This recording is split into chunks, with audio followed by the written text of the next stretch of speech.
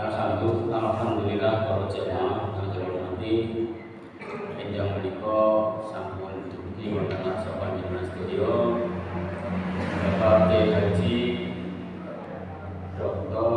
Ahmad Lutfi Hamidi MAK saking Pascasarjana UIN Saisu Purwokerto kangge maringi pengawasan dhateng kita sedaya kanthi materi insyaallah menika Al-Qur'an Pak Kiai. Ya. Mugi-mugi sedayanipun kita berkah kangge kita sedaya. Monggo kita awali kanthi sarengan wawasan Al-Fatihah. Ibtighai mardhatillah wa syafaati Rasulillah wa likulli niyatin sholihat wa liqudai hajatina Al-Fatihah. Bismillahirrahmanirrahim. Alhamdulillahirabbil alamin arrahmanirrahim maliki yaumiddin. Iyyaka na'budu wa iyyaka nasta'in ihdinas siratal mustaqim siratal ladzina an'amta 'alaihim ghairil maghdubi 'alaihim waladdallin. Monggo kita sajidu kalaturaken Bapak. Ya.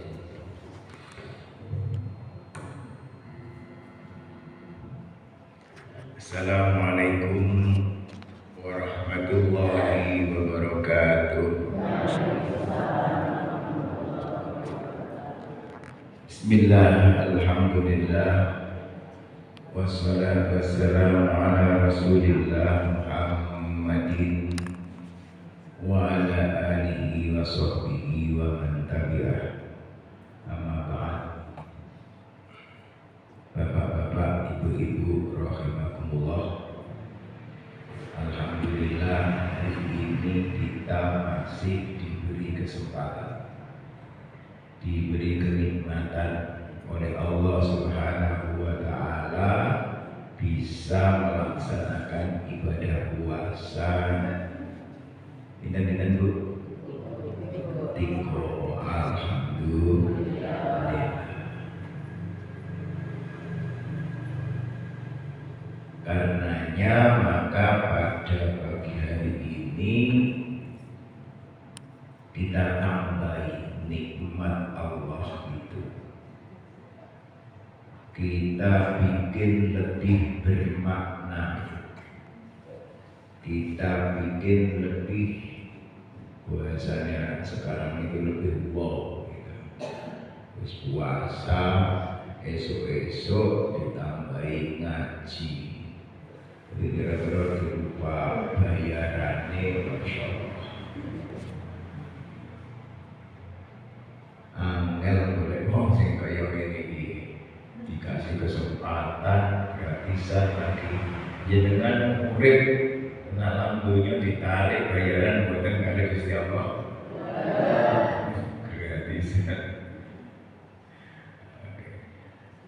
Karenanya monggo kita laksanakan ngaji pada pagi hari ini sampai jam berapa? Jam 8. Kita sampean orang dengan aku. Oke. Biasa sampai biasanya jam berapa? Jam 6. Oke, jam 6 wis sampean.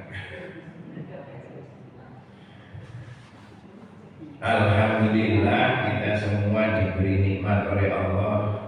Nikmat terbesar itu adalah nikmatul iman. Nikmat iman, nikmat Islam.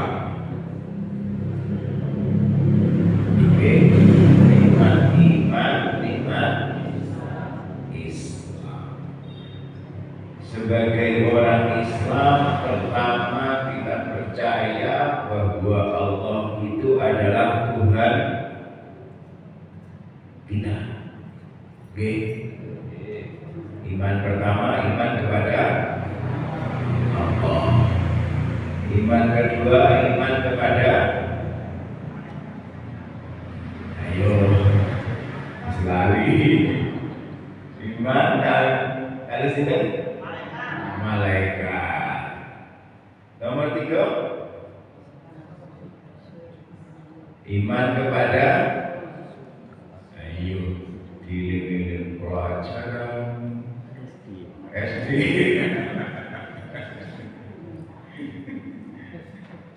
Amantu billahi wa malaikatihi wa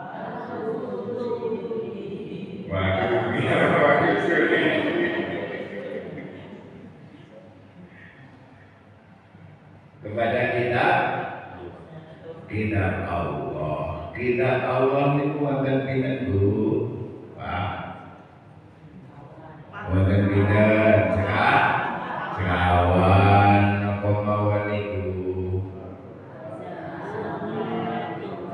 Zabur, Taurat, Injil, Al-Qur'an. Jenengan ngertos pun Zabur niku napa? Jarine katanya karena sinten sing pernah megang Zabur? Mboten nggih. Wes pokoknya percaya bahwa ada kitab Allah namanya Zabur, diwahyukan kepada sinten? Nabi Daud. Ayo. Ini ya pelajaran SD. Nabi Daud. Oke, nomor kali kita Taurat diwahyukan ke Nabi Musa. Apa yang tiga? Injil diwahyukan Nabi Isa. Nomor 4 Al-Quran diwahyukan kepada Nabi Muhammad sallallahu alaihi. Alhamdulillah pun keringan. Napa Bu? Yang pertama Zabur, kedua Taurat, ketiga keempat alhamdulillah. Wis rampung pilpres di Cilor nyatemo.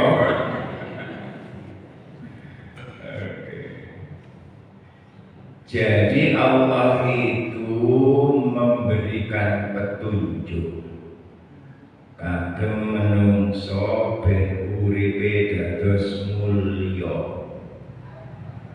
Allah ngasih petunjuk kagem menungso ben uripe dadi genah, ben uripe ora susah. Rumpine nopo? Ada bentuknya kitab, ada bentuknya kitab, ada bentuknya suhuf, suhufi Ibrahim wa Musa. Ada yang kitab bentuknya, ada yang suhuf.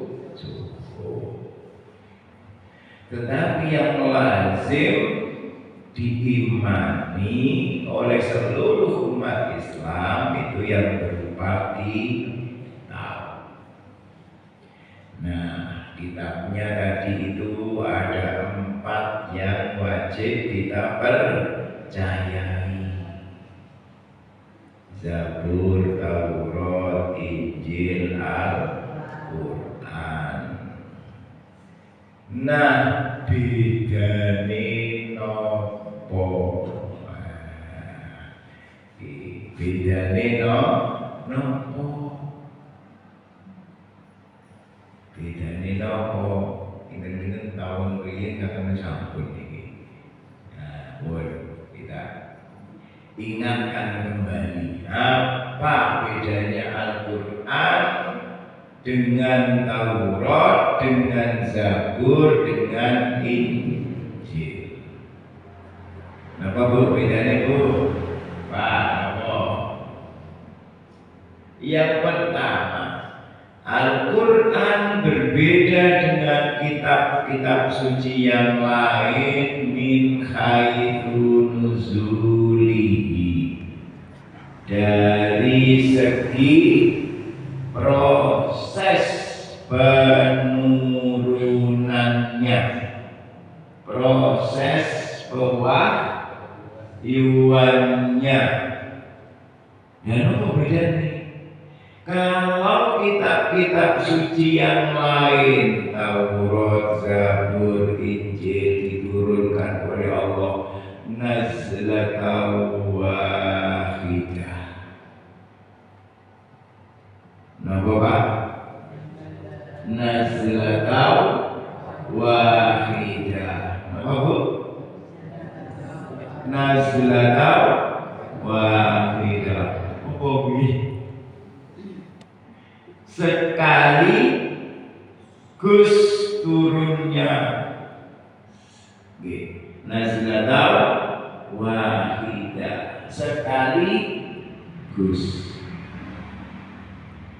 Maksudnya apa? Nabi Musa ketika mau diberi wahyu kitab Taurat oleh Allah Subhanahu wa taala didhawuhi kali Gusti Allah, Nabi Musa sini. Okay.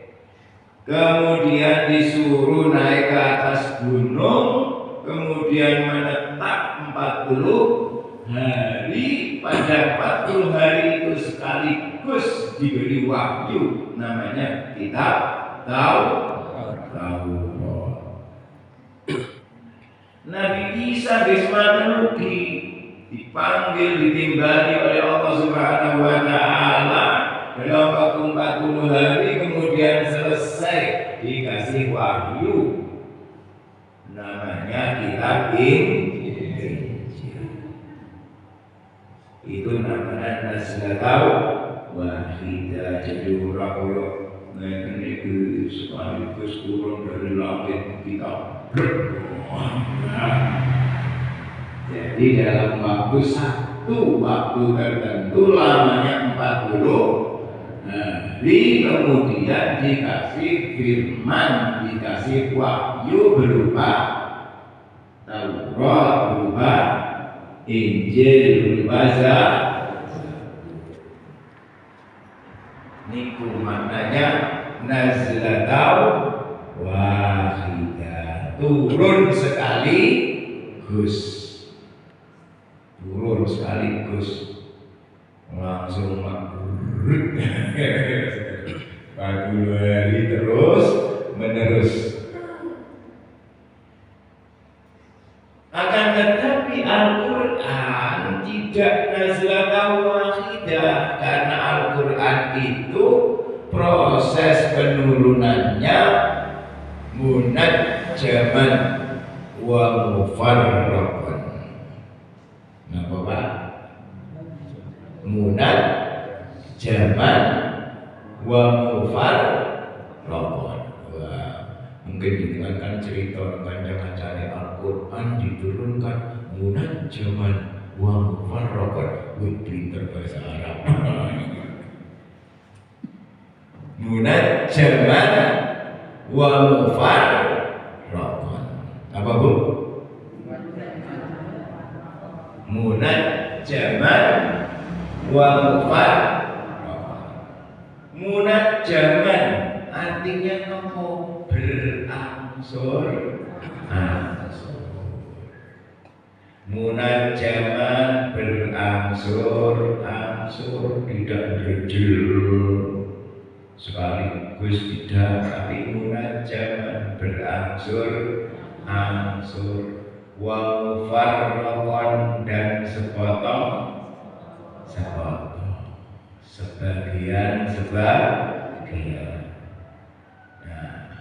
Itu beda yang pertama.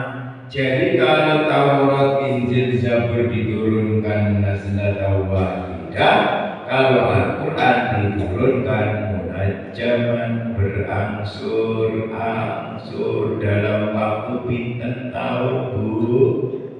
23 tahun. Ayo Pak, pinten tahun Pak? 23 atau 22 tahun 2 bulan 20 hari. 2 hari. Ada yang seperti itu, ada yang langsung potong di genap 23 tahun. Dimulai dari kapan? Dimulai dari Rasulullah ditakbiskan.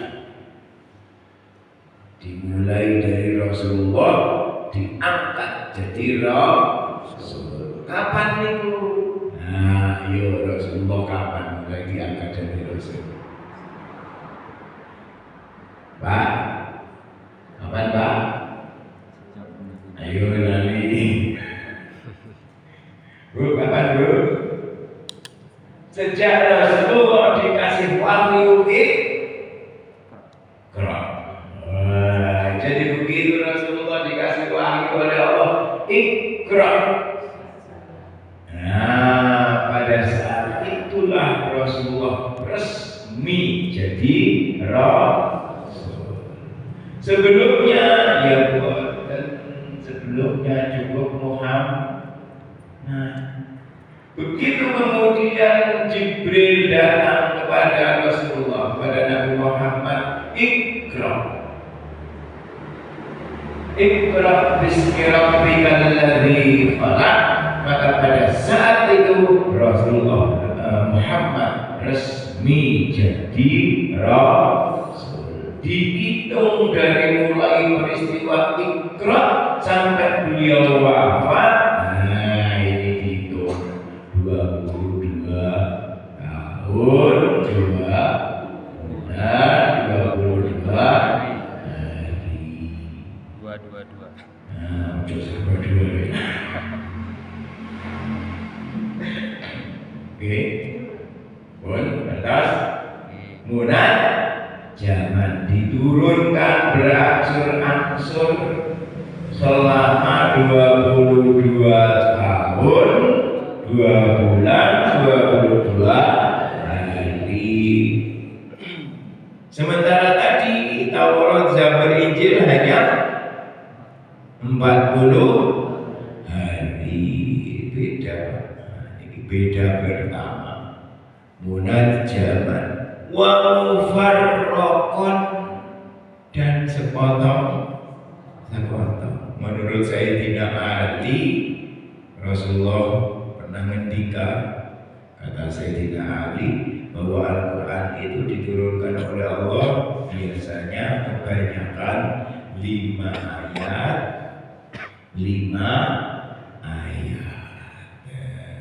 Ini namanya mufarraqon, 5 ayat. Iqra bismi rabbikal ladzi khalaq, khalaqal insana min 'alaq. Terus Iqra wa rabbukal akram alladzi alamal. Oke, terus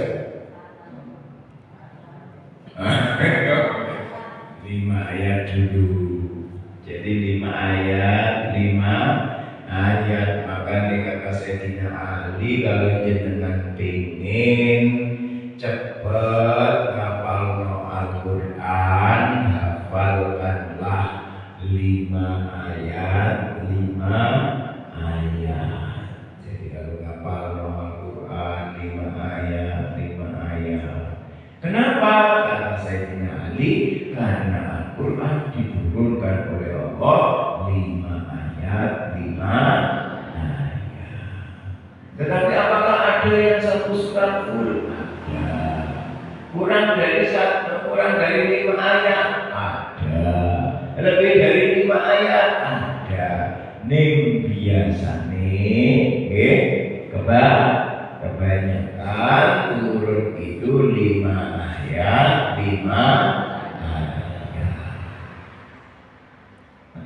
Kata Sayyidina Ali. Itu yang pertama. Jadi bedanya Al-Quran dengan kitab-kitab Allah terdahulu, yang pertama dari segi proses pewahyuannya. Al-Quran diturunkan munajjaman wa mufarraqan, sementara kitab-kitab yang lain diturunkan nazlatan wahidah. Benih apa sih? Soalnya kadang-kadang macam ini. Apa bedanya Al-Quran kalau Injil? Biasanya Pak, ini biasanya. Kalau Al-Quran itu untuk seluruh umat manusia. Oh, katanya, biasanya ngomong. Sementara Injil, Taurat, Zabur hanya untuk satu bangsa tertentu. Buat dikembang ajak dikembang pemahaman seperti ini. Soalnya apa? Potensi untuk bikin geger. Potensi untuk bikin geger. Nah, kenapa lo nanti tetangga kita yang hari ini Kristen, Katolik, wah nanti kalau jenengan ngomongnya gitu, wah ini kan Injil itu untuk bangsa tertentu, bangsa Yahudi. Pada saat itu tidak untuk pada saat sekarang gue langsung muntah. Jadi kembang nombok tambah bikin gegeran. Nah, ada apa yang tadi? Pembeda yang tadi itu lazatan wahidah dan munajaman mufarraqan insyaallah no problem karena memang dia seperti itu adanya. Ada lagi yang mengatakan bukan baca Al-Quran itu ibadah. Kalau baca Al-Quran sampai Injil ibadah benar. Yo ibadah toh Pak, wong kitab suci. Nah, cuman memang harus hati-hati. Kenapa? Karena ada aturan-aturan yang ada di Taurat, Zabur, Injil sudah dilakukan revisi. Nah, Bapak? Nah, apa revisi itu? Diperbarui,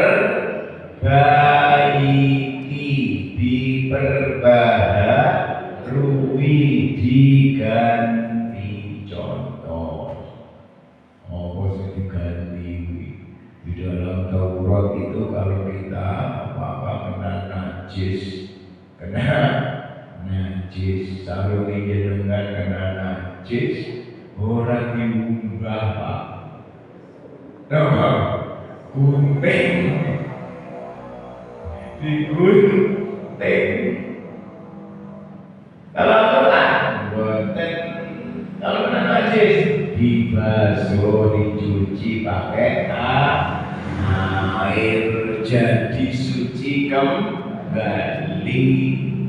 Diganti betul? Diganti yang harusnya tidak bisa disuci gimana? Ya harus dihilangkan, itu salah satu. Kemudian diganti lebih ringan, lebih ringan. Ini apa kayak konten dengan sering-sering nanggani toko kain tugas ganti kelambi. Sing seneng para penjahit. Begitu kena najis sudah tidak bisa dipakai. Kalau di dalam Al-Quran diganti, hukum itu diperbaiki, direvisi, tidak seperti itu, tapi cukup dicuci.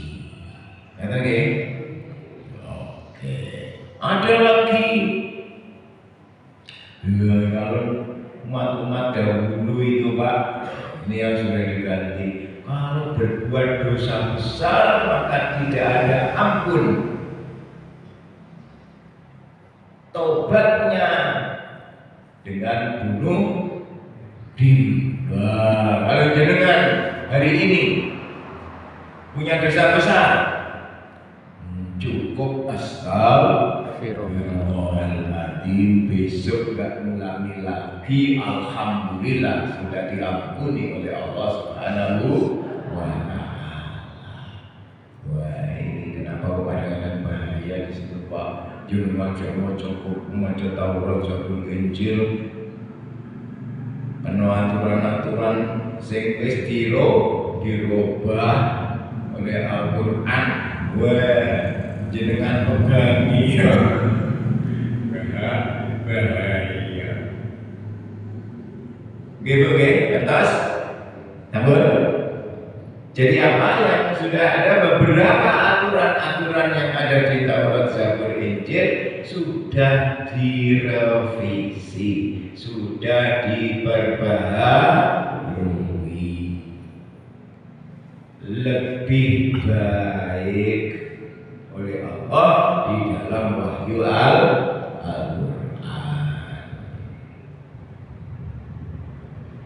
Niku yang pertama. Perbedaan yang pertama. Perbedaan yang kedua apa? Perbedaan yang kedua, kalau Taurat, Injil, Zabur itu diwahyukan oleh Allah kepada Nabi Musa, kepada Nabi Isa, kepada Nabi Daud dalam bentuk konsepnya saja,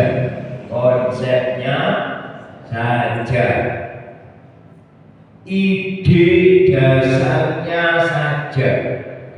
Apa itu? Bahasanya sering enak. Maksud utamanya saja.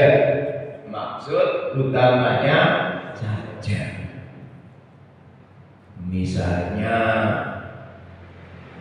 gini, contoh maksud utamanya saja itu jenengan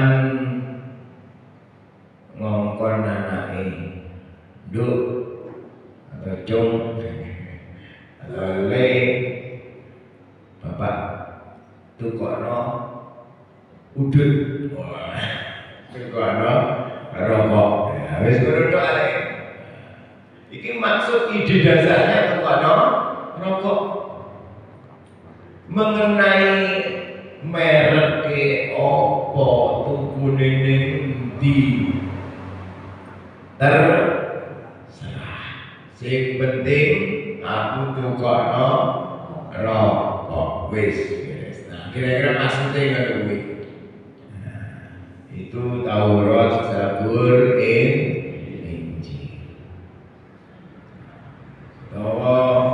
Kemudian ibu-ibu ngongkon anake ning pasar, tukono bayem. Mengenai nanti tukune ning bakul jenenge siapa terserah. Ning pasar kita kira-kira yang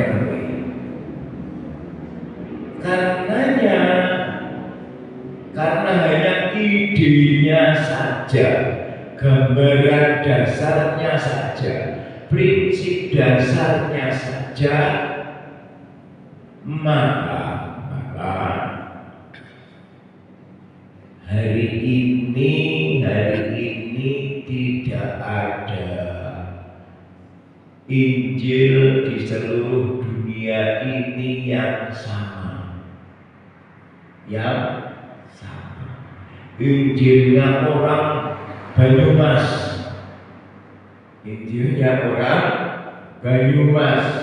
ternyata bahasanya Banyumasan. Bahasanya Banyumasan. Injilnya orang Indonesia, ternyata bahasanya Indonesia. Injilnya orang yang dipegangi oleh orang Inggris, ternyata bahasa Inggris. Yang dipegangi oleh orang-orang Amerika, ternyata bahasa Inggris. Bahasa Amerika, bahasa Inggris. Semua asli. Yang bahasa Banyumas asli, yang bahasa yang bahasa Inggris asli, yang bahasa Arab asli.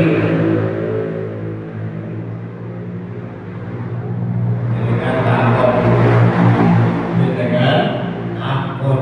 Lho siji bahasa Inggris, siji bahasa Jawa, siji bahasa Indonesia, kok kabeh asli, sing bener-bener asli sing ndi?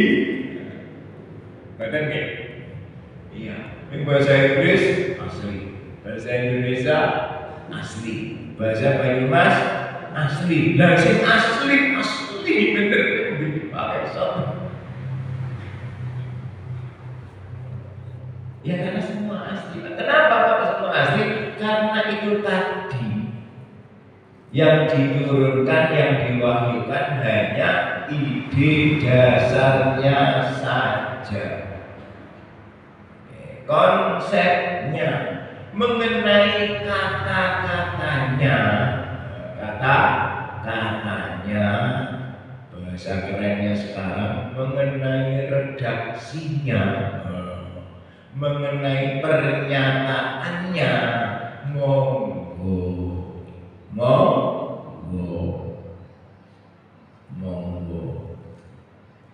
jenengan ngomong perintah karo wong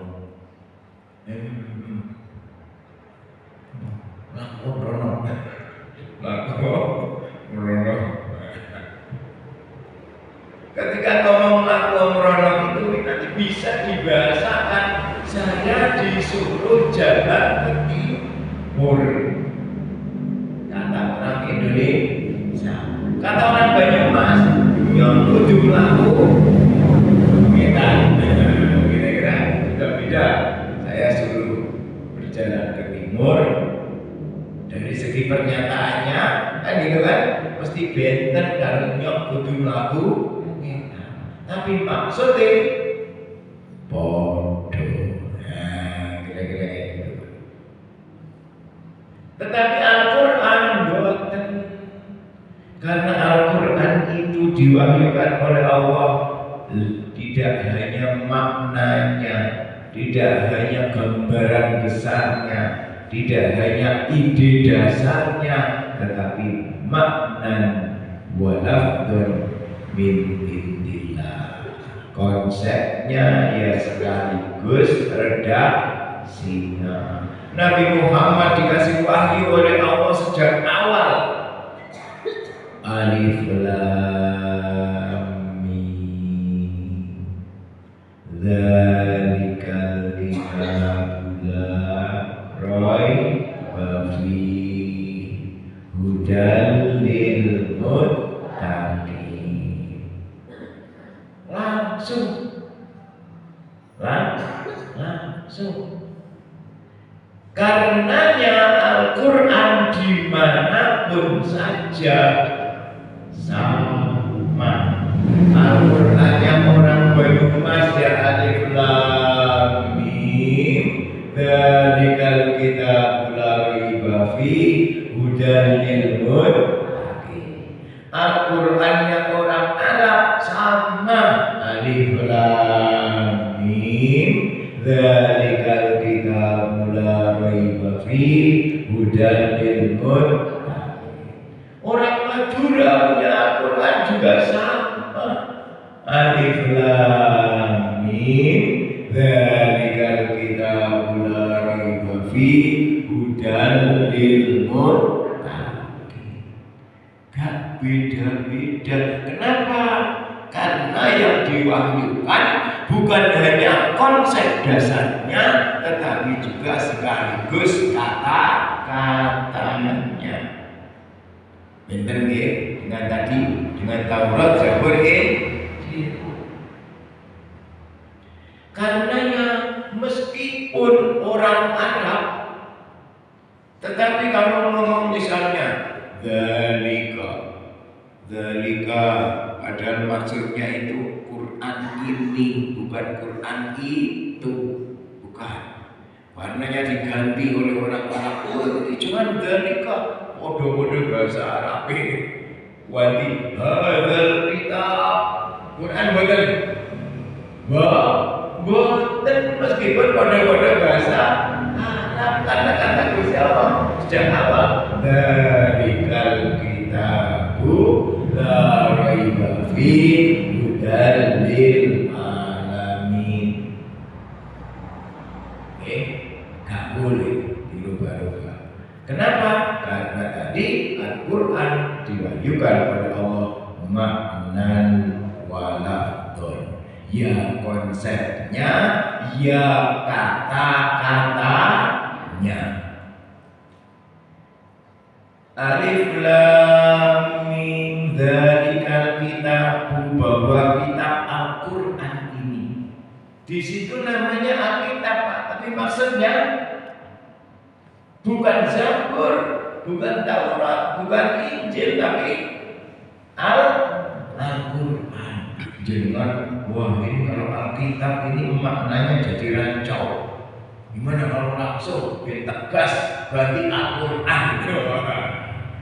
Dzalikal Qur'an la raiba fihi hudal lil muttaqin. Asli boten? Boten. Kenapa?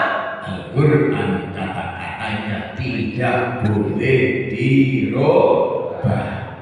Kalau dirubah bukan Quran namanya, tapi tafsirul Quran, tafsir Quran. Kalau dialihkan dalam bahasa Indonesia bukan Al-Quran namanya, tapi terjemahan Al-Quran. Oh, ini beda lagi, Pak. Oke. Nah, ini yang perbedaan yang kedua. Oke. Yang ketiga panjang, mungkin untuk pertemuan yang akan datang. Yang ketiga ini panjang, perbedaan yang ketiga berarti untuk pertemuan yang akan datang. Untuk pertemuan hari ini ya cukup dua saja bedanya. Yang pertama tadi Al-Quran diturunkan oleh Allah.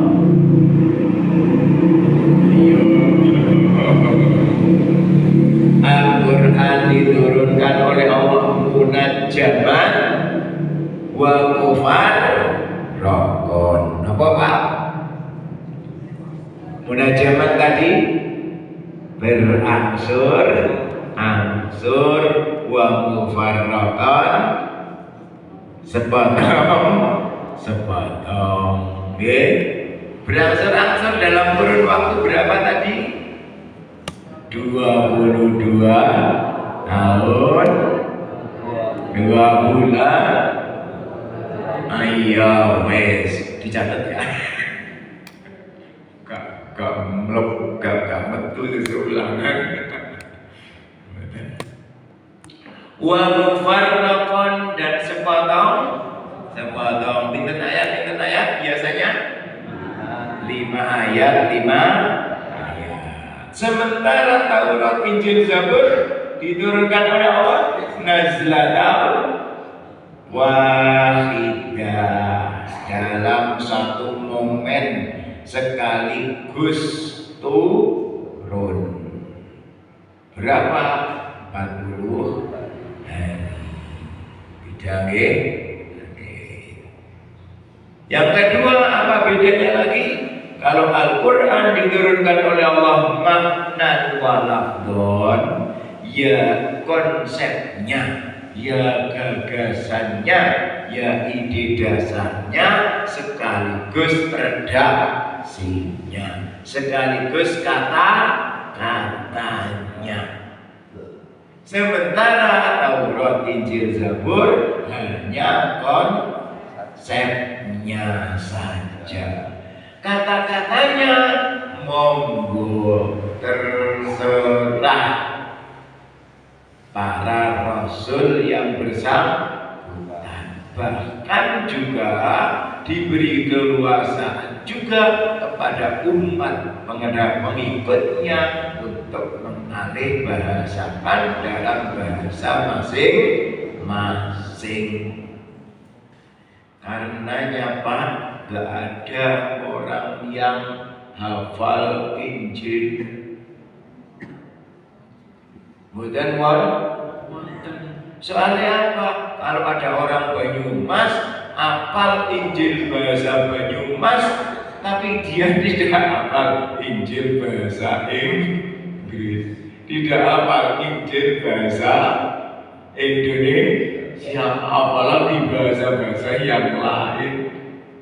Nggak ada yang hafal. Itu kan Injil bahasa Banyumas, bukan Injil bahasa Inggris. Tapi banyak banget orang-orang yang hafal Al-Quran. Loh kenapa? Karena Al-Quran hanya satu versi, yaitu ya sebagaimana yang kita baca hari ini, dan itu sudah bertahan mulai sejak zaman Rasulullah sampai hari ini. Pinten tahun Pak? Ayo, pinten tahun pun? Pinten tahun? 1445. Itu kan peristiwa hijrahnya.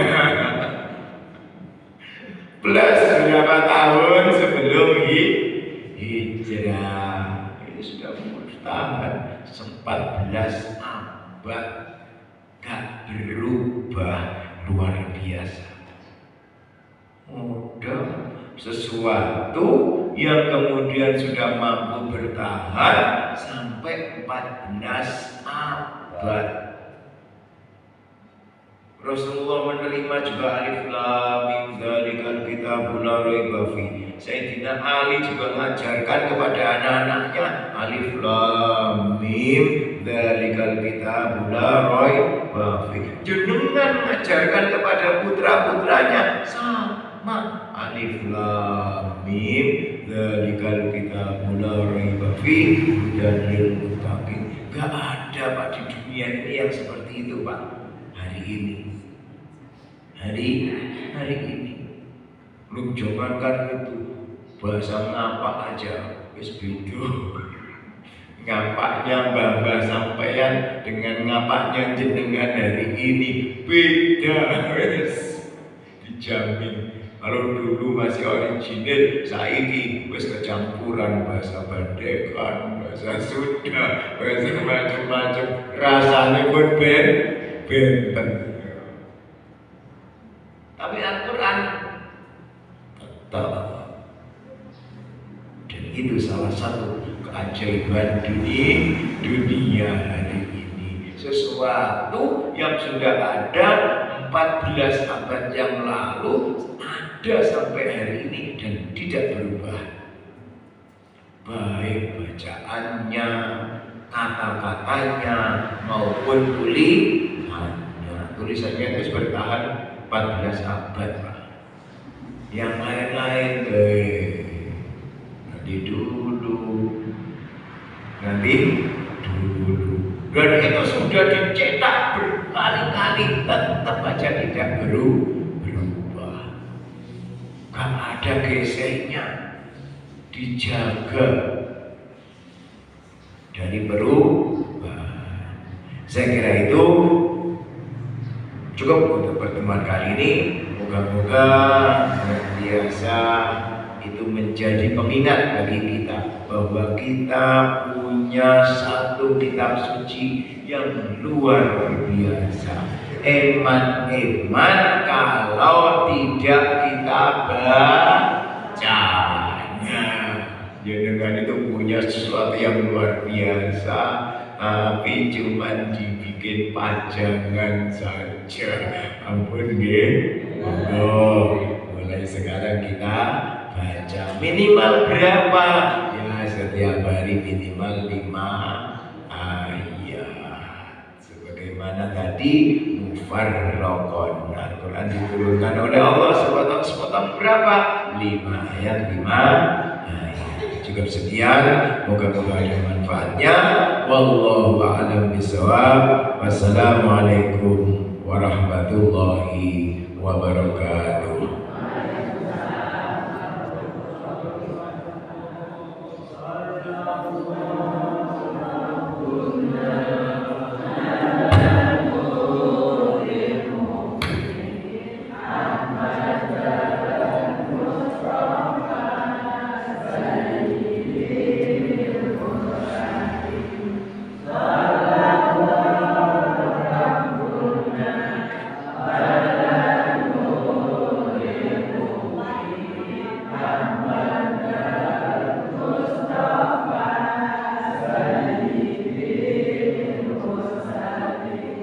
Sholawat